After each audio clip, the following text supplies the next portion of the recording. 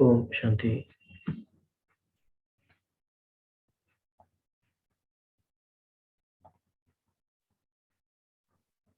ओम शांति। आज की मुरली का टाइटल ही इतना इंटरेस्टिंग और इतना गहरा है, सारी बातें उसमें कवर हो गई हैं। 18 जनवरी 2006 संकल्प, समय और बोल के बचत की स्कीम द्वारा सफलता की सेरेमनी मनाओ, निराश आत्माओं में आशा के दीप जगाओ। तो हम आज की चर्चा अपने इसी के अराउंड फोकस रखेंगे। तो बाबा ने कहा बचत की स्कीम यानी कि सेविंग्स स्कीम। तो दुनिया में भी हम सेविंग पे बहुत फोकस करते हैं। बचत के क्या क्या फायदे हैं लौकिक के हिसाब से, पहले हम उस पे फोकस करेंगे। तो कोई शेयर करना चाहेंगे क्या सेविंग्स के, बचत के क्या फायदे?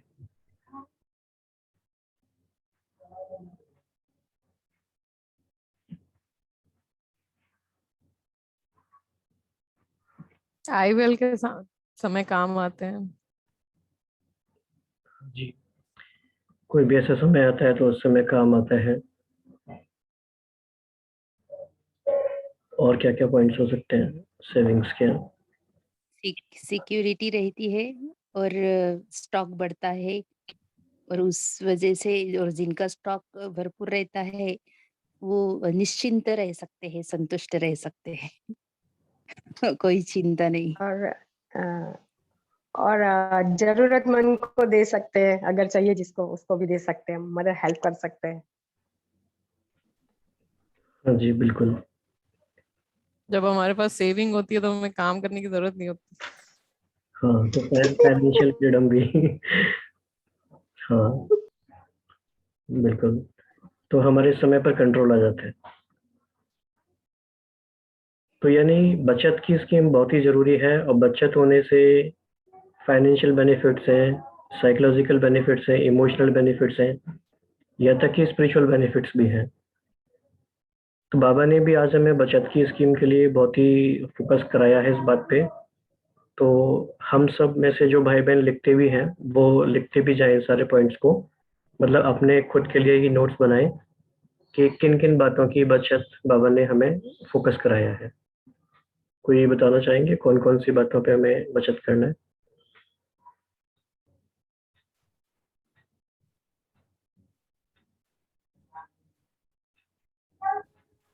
ज्यादातर मूल्यों में बाबा ने संकल्प की बचत करने के लिए कहा है। मतलब एक मुरली भी चली थी, संकल्प की गति को धैर्यवत बनाओ, उसके बाबा ने फायदे भी कहे थे। उसमें बाबा ने बड़ी अच्छी बात कही थी कि ये भाग्य की एनर्जी है एक तरह से। संकल्प की शक्ति मतलब भाग्य की एनर्जी है, ये रूहानी शक्ति है। इसको वेस्ट गंवाना अर्थात भाग्य की एनर्जी को वेस्ट गंवाना है।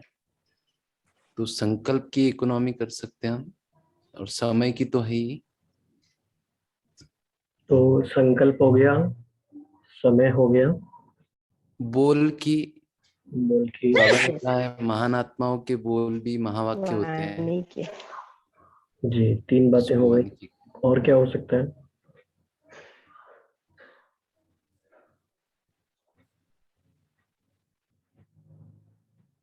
ठीक है, इन 3 बातों का ही पे ही फोकस करेंगे।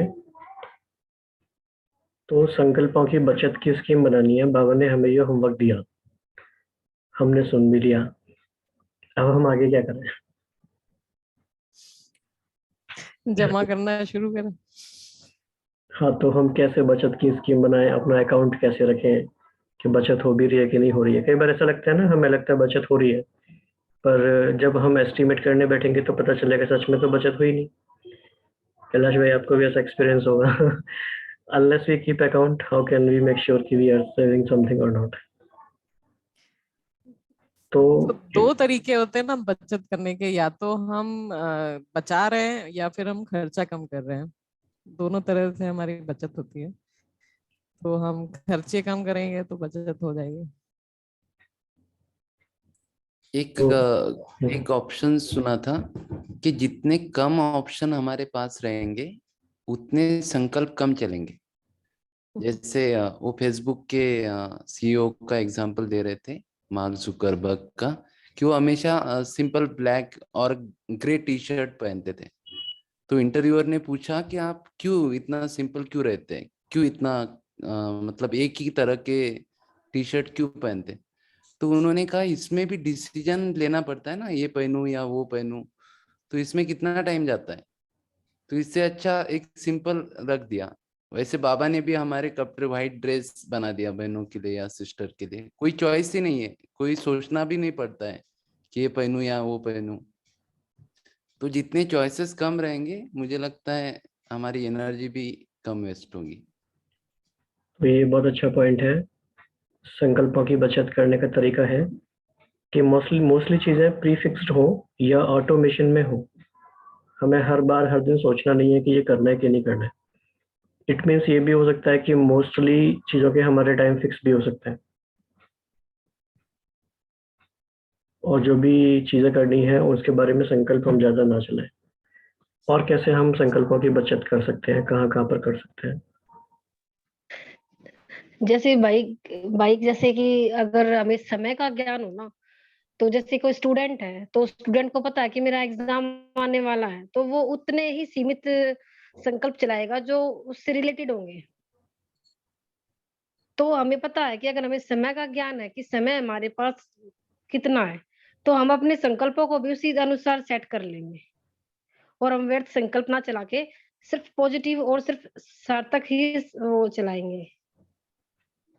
बहुत ही गहरा पॉइंट आपने शेयर किया। एक्चुअली आपने दोनों बातों को जोड़ दिया कि संकल्प हमारे समय के ज्ञान के अनुसार भी ऊपर नीचे होते हैं, और हमें ये पता चल जाए कि समय ही कम है, जैसा कि आज बाबा ने कई बार बोला है, विंग्स की मीटिंग में भी बोला। तो फिर हम सिर्फ उन्हीं बातों पे फोकस करेंगे जो जरूरी है। जो जरूरी नहीं है वहाँ पे टाइम क्यों देना है, लेकिन क्या जरूरी है ये कैसे समझ में आए, ये भी तो बात है ना। तो हम वो तो कैसे? मुरलियों से आता है ना, मुरली से पता चलता है ना, जो जिस दिन का काम है वो करना है उस दिन। हाँ जी, ये भी बात ठीक है। पर ये कैसे समझ में आया कि मुरली में जो बात बाबा ने कही है वो हमने समझ लिया? ये भी तो हो भैया सकता है। मैं की पहचान यानी कि मैं हूँ कौन? मैं शिव शक्ति हूँ। तो मैं शिव शक्ति हूँ, तो मेरा पहला कर्तव्य क्या है?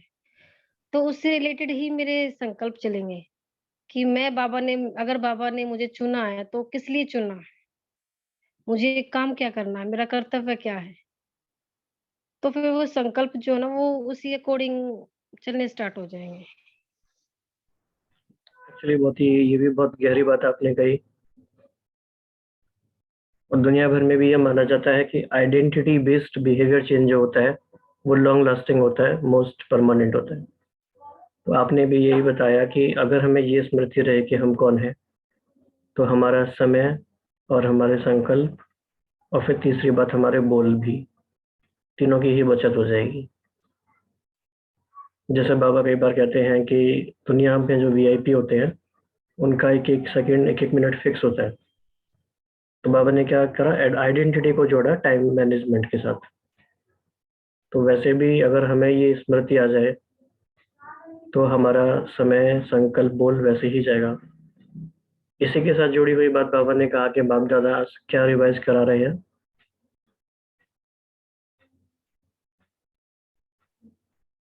बाबा की विशेषताएं, ब्रह्मा बाबा ने क्या क्या किया। कुछ और भी था बाबा ने। समर्थियाँ। हाँ, बाबा ने इसमें सेकंड पेज में बोला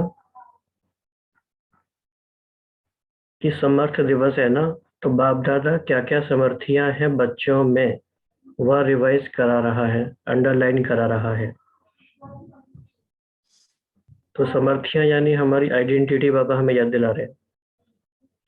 तो आज की मुरली से हम कौन कौन सी अपनी समर्थियां याद कर सकते हैं?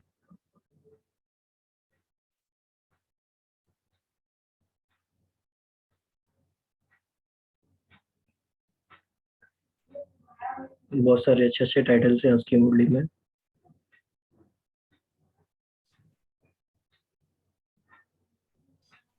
Light house, might house. जी, लाइट हाउस, मेट हाउस, ये भी स्मृति है। और क्या क्या हो सकते हैं, बहुत सारे हैं।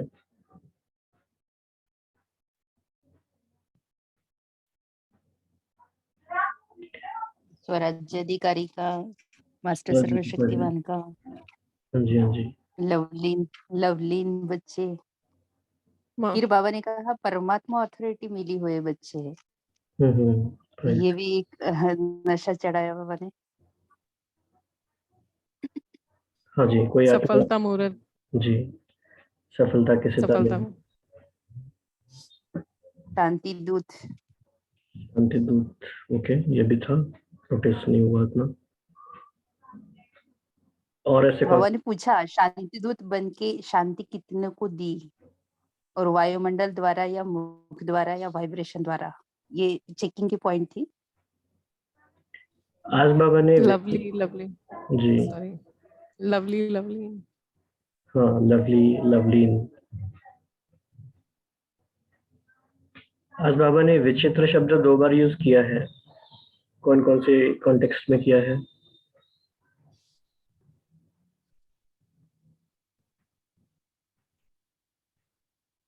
विचित्र दर्पण, हाँ जी, और एक विचित्र दिवाली। विचित्र दिवाली। तो पहले दर्पण की बात कर लेते हैं। विचित्र दर्पण क्यों विचित्र है, कौन सा दर्पण है, क्यों दिया है?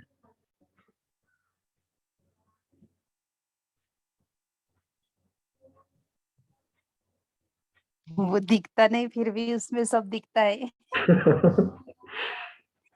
दर्पण नहीं दिखता पर उसमें सब कुछ दिखता है।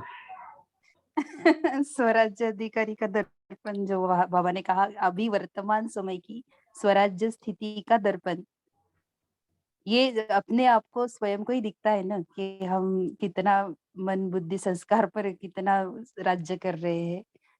वो और औरों को नहीं दिखता, वो हमें खुद को ही पहचान में आता कि हमारी स्टेज क्या है। जो बाबा कहते हैं वो वर्तमान समय की स्वराज्य स्थिति का दर्पण देखेंगे तो हमें अपनी स्टेज क्या पद लेंगे हम, ये अभी हम समझ सकते हैं। बाबा ने एक तरह से कमेंट भी कर दिया कि जो अभी स्वराज्य अधिकारी नहीं बन सकते तो विश्व का राज्य कैसे करेंगे। तो ये दिल को लगने वाली बात भी है। थोड़ा हम चाहें तो दिल को लगा भी सकते हैं बात। तो थोड़ा रियलाइजेशन होगी, फिर चेंज होगा। और दूसरी है विचित्र दिवाली। ये बहुत इंपॉर्टेंट टॉपिक है। कौन सी विचित्र दिवाली बाप दादा देखने चाहते हैं?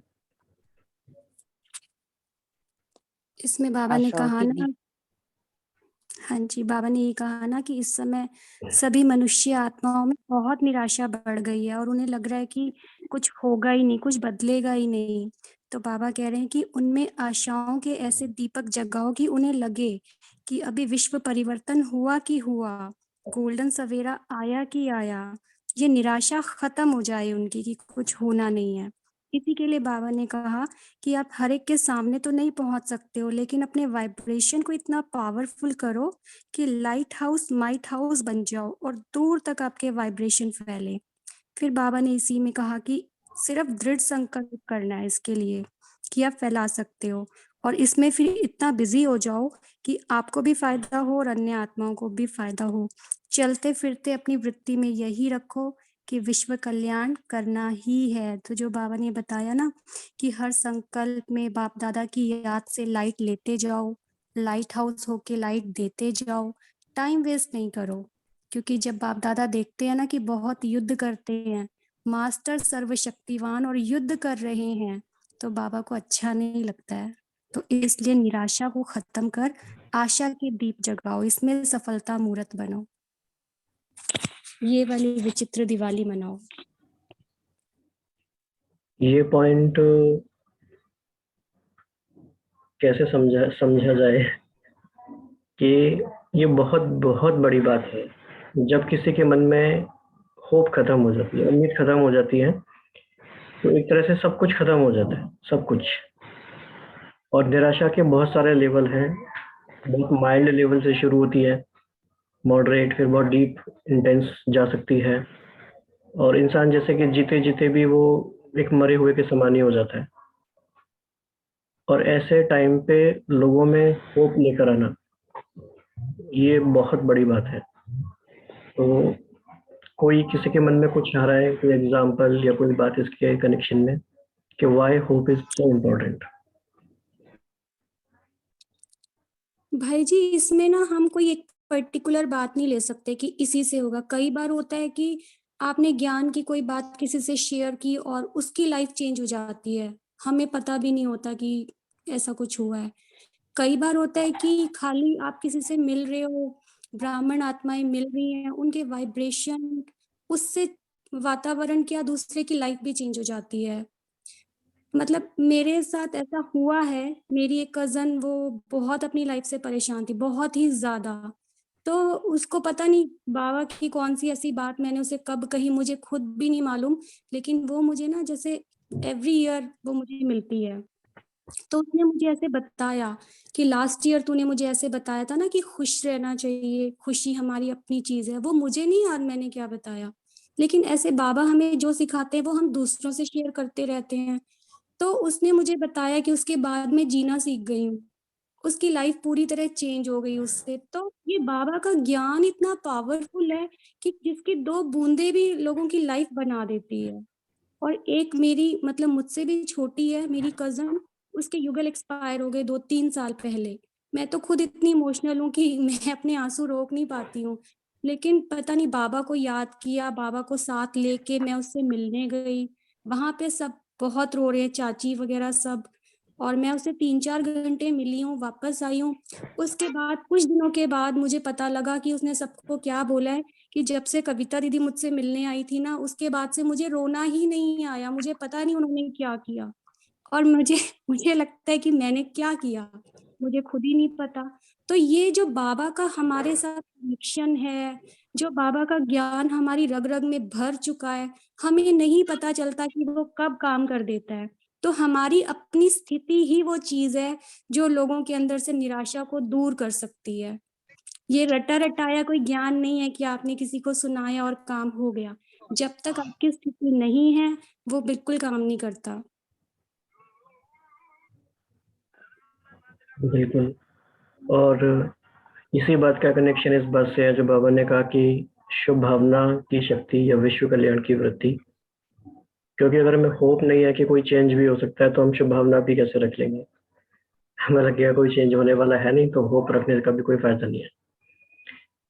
तो हम जितने भी लोग यहाँ पे हैं अभी, क्या हम अपने मन में ये निश्चय कर सकते हैं कि हमें इस बात में एक्सपर्ट बनना है कि हम लोगों की लाइफ में होप लेकर आ सकते हैं? मतलब कॉन्शियसली हम ऐसा करें, हर दिन एटलीस्ट हम 2-3 आत्माओं को किसी भी रीति से टच करें। चाहे तो मनसा सेवा तो है ही, फ़ोन से भी कर सकते हैं।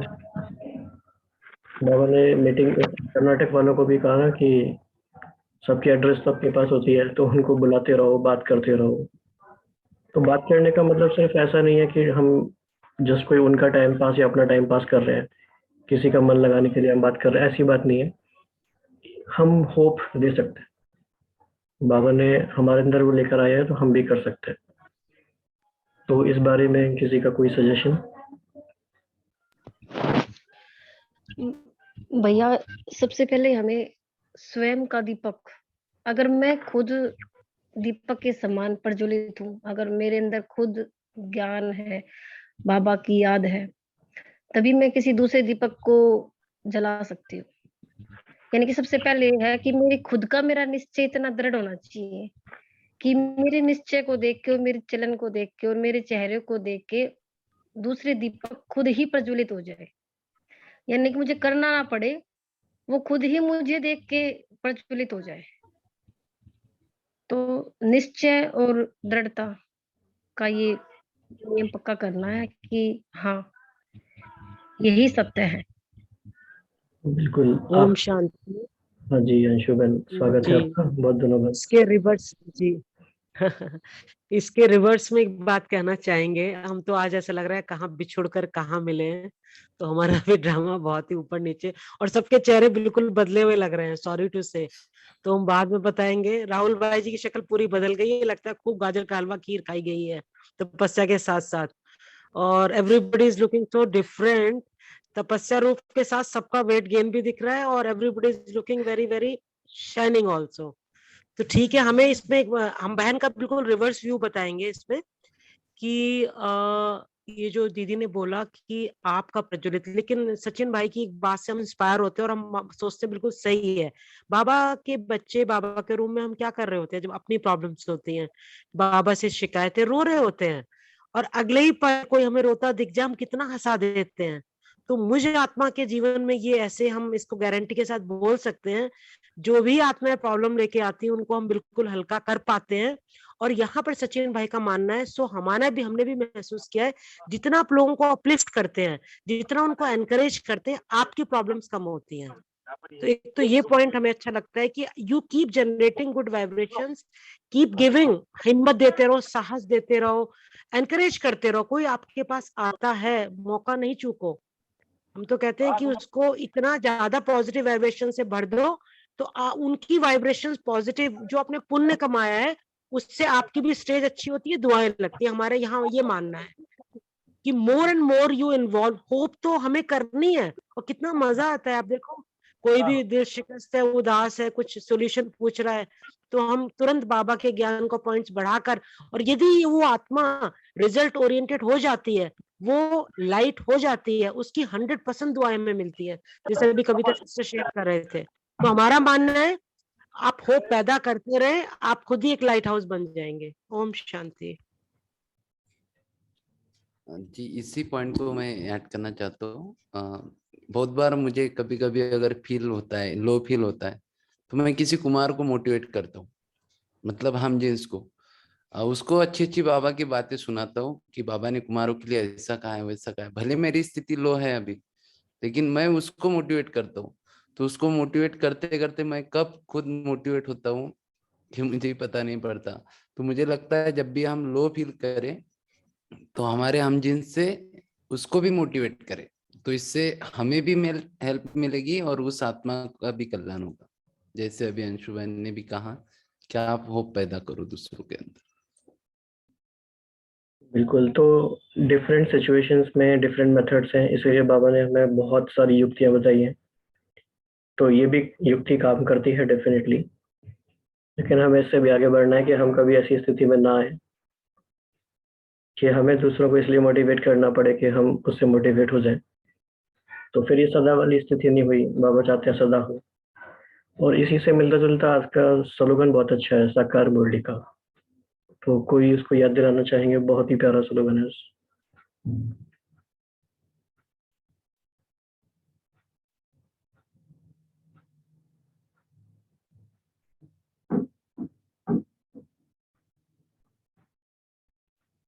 कोई भी शेयर कर सकते हैं, साकार मुरली का स्लोगन है उसका। अनुभवी स्वरूप बनो तो चेहरे से खुश नसीबी की झलक दिखाई देगी। तो इसके बारे में किसी ने कुछ सोचा? कितना अच्छा है ये, कितना डीप है। 30 सेकंड में कोई शेयर करना चाहता है तो। हाँ भाई जी, हमने इसका चिंतन किया था और समझाया भी था किसी आत्मा को। उसमें ये लगा जो बेस्ट हमारे यज्ञ के टाइम्स हैं, बाबा से नैन मुलाकात, और जो best of the best moments हमने जिए बाबा के साथ, उनका यदि अनुभव रिक्रिएट रिमर्ज करेंगे तो डेफिनेटली हम बहुत खुश होते हैं और मोटिवेटेड रहते हैं। ये हमारा मानना है, हमने इस पे हमारा बाबा ने चिंतन कराया। आप भी शेयर कर सकते हैं भाई जी, प्लीज। कोई और कुछ ऐड करना चाहेंगे इसमें? दिलीप भाई, समथिंग?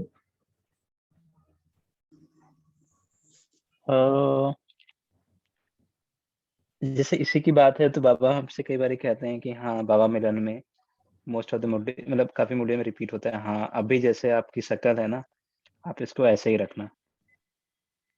तो उसका अनुभव हमें होता है कि हम बाबा के सामने कहते हैं, इवन जस्ट इमेजिन करो कि बाबा हमारे सामने बैठा है या डायमंड हॉल में है, तो हमारा चेहरा कैसा होता है। तो ये भी बहुत अच्छा है कि हाँ, अगर हम ऐसे भी रहें तो सबको बहुत अच्छा फील होगा। जी, ये इसमें काफ़ी डीप जाया जा सकता है और तो we have less time. Still कोई और शेयर करना चाहते हैं कुछ इसमें?